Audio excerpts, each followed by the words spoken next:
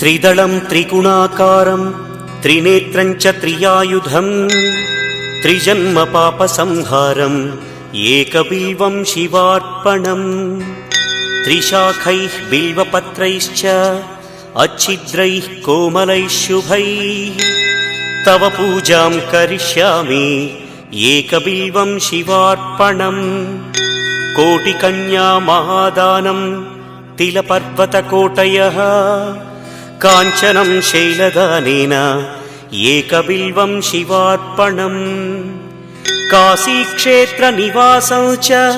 कालभैरवदर्शनम् प्रयागे माधवं दृष्ट्वा एकबिल्वं शिवार्पणम् इन्दुवारे व्रतं स्थित्वा निराहारो महेश्वर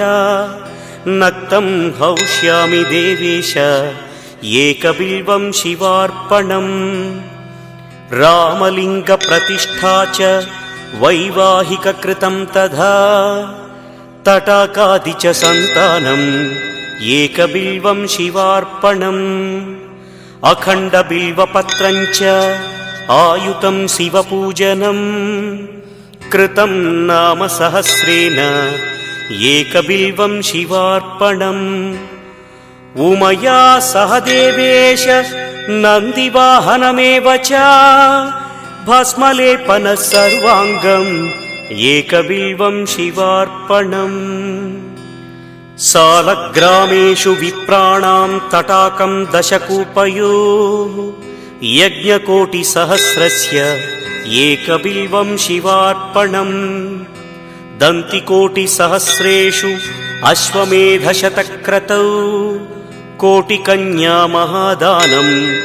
एकबिल्वं शिवार्पणम् बिल्वानां दर्शनं पुण्यं स्पर्शनं पापनाशनम् अघोरपापसंहारम्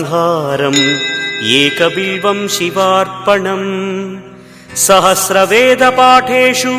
ब्रह्मस्थापनमुच्यते अनेकव्रतकोटीनाम् एकबिल्वं शिवार्पणम्